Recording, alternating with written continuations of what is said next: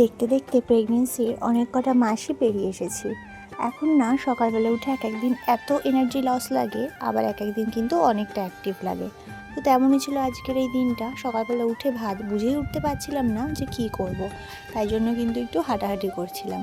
আর একটু ভালো লাগছিল না কোনো কিছু করতে, তাই আগেই বিছানা টিছনা না গুছিয়ে বসে ড্রাই ফ্রুটসটা খেয়ে নিলাম। এখন যদি নিজের জন্য না ভাবা হয়, নিজের মধ্যে যে বড় হচ্ছে তার কথা ভেবে তো ঠিকমতো খাওয়া দাওয়া করতেই হবে। আর দেখো সকালবেলা বাড়ির ওপরে এক কাকু, ইনি টাটকা টাটকা পাউরুটি বিক্রি করতে আসে। তো সেখান থেকে মা পাউরুটি রেখেছিল, তাই ভাবলাম আজকে কিন্তু এই ব্রেডটা দিয়েই সকালবেলার ব্রেকফাস্টটা সেরে নেব। এদিকে মায়ের জন্য একটু চা বসিয়ে দিয়েছি, মা চা খায়। আর এদিকে আমি পাউরুটিগুলো নিয়ে নিয়েছি, যে ভাবলাম আজকে একটু ডিম টোস্ট বানাই। অন্যদিন বাটার দিয়ে সেকেও পাউরুটি খাই, কিন্তু খুব বেশি একটা খাওয়া হয় না, কারণ এই সময় তো এগুলো খাওয়া খুব একটা ভালো নয়। তবে শখের জন্য যেটুকু ভালো লাগে মাঝে মধ্যে খেতে। তো আমি দেখো দুটো ডিম ভেঙে নিয়েছি, আর আজকে একটু অন্যরকমভাবে করবো ডিম টোস্টটা। মানে এই ডিমের যে ব্যাটারটা এখানে চুবিয়ে ব্রেডগুলোকে সেঁকে সেঁকে তুলবো।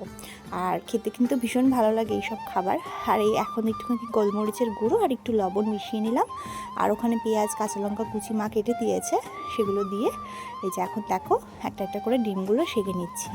তো এখন কিন্তু একভাবে কথা বলতেও খুব কষ্ট হয়, তোমরা আশা করি আমার ভয়েস শুনে বুঝতেই পারছো। আচ্ছা, তার আগে বলি, তোমরা যারা যারা আমার এই ছোট্ট চ্যানেলটাকে ভালোবাসা দিচ্ছ, পরিবারে আস্তে আস্তে করে যুক্ত হচ্ছ, তাদের জন্য কিন্তু আমাকে অসংখ্য অসংখ্য ধন্যবাদ আর অনেক ভালোবাসা। তোমরা আমার এভাবেই পাশে থেকো, আর প্রেগনেন্সি রিলেটেড কোনো রকম কমেন্ট থাকলে অবশ্যই জানাতে পারো।